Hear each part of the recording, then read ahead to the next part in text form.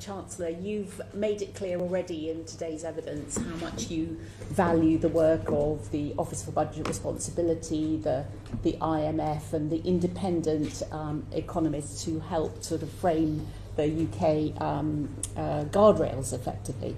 And I note that in their Article 4 examination of the UK economy last year, which was published on the 1st of July, the IMF said this about the UK economy. It said, growth is recovering faster than expected. Inflation has fallen rapidly to target. And then you became Chancellor on the 5th of July, and the budget came out at the end of October. And I was very struck by the difference between the report that the Office for Budget Responsibility put out last October and the one that was published last week with your spring statement. In those 5 months, their forecast for inflation this year has gone from 2.6% to 3.2%. Obviously, you highlighted the fact that their growth forecast has halved from 2% to 1%. They're also expecting UK borrowing, to be £47.5 billion higher in the forecast period.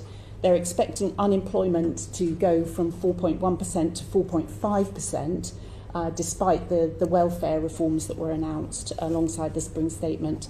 They're expecting debt interest to be over £30 billion higher over the next 5 years. They're expecting, at the end of the forecast period, for there to be more children in poverty than in their last report.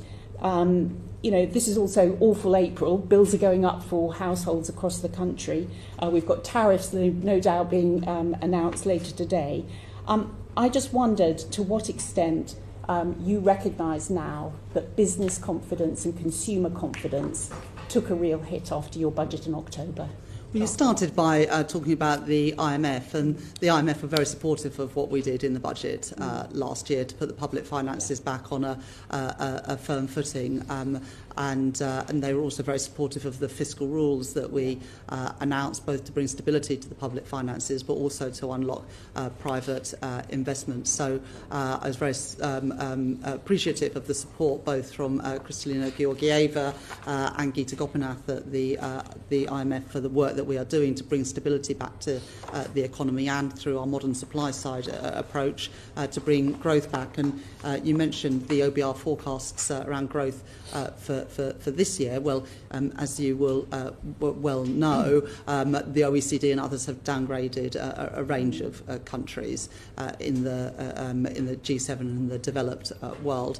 But the OBR have also revised up growth in 2026, 2027, 28 and 29, and they forecast that by the end of the forecast period, the economy will be bigger than they forecast the Conservatives' last budget, and indeed bigger than they forecast the budget that I delivered last autumn. So if you take it in the round, the OBR are saying the economy will be bigger. They put that down to the planning reforms that we've instigated, and the IMF have welcomed what we did at the budget last year. But Chancellor, the IMF, as you rightly say, you are following a lot of the recommendations in their Article 4 report on the UK economy. You must acknowledge, you cannot deny the reality that since October last year and the spring statement, growth in this economy, the confidence of businesses, the confidence of consumers has been considerably worse than you were hoping for when you announced that budget. I mean, you must be able to see that. Well, I absolutely accept that there are costs of any policy, whether it's on spending or tax, but there are also costs of irresponsibility.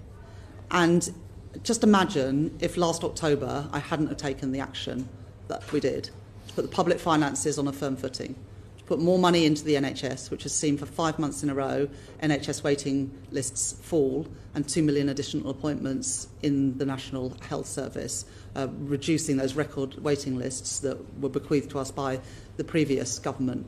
But also because we've brought stability back to the economy. When the world changed, as it undoubtedly has these last few months, we were able to uplift the spending we put into defence to take it to 2.5% of GDP within just 2 years, the biggest sustained increase in defence spending. Away money from the international development budget. Yes, but if we hadn't have made those decisions last October in the budget, there would have been other demands on those those budgets. So, you say only by doing that, I'm afraid your party had 14 years to put more money into defence, and I'm money fell on genuinely defence interested spending. in the decisions you have taken Yes. since you've become Chancellor.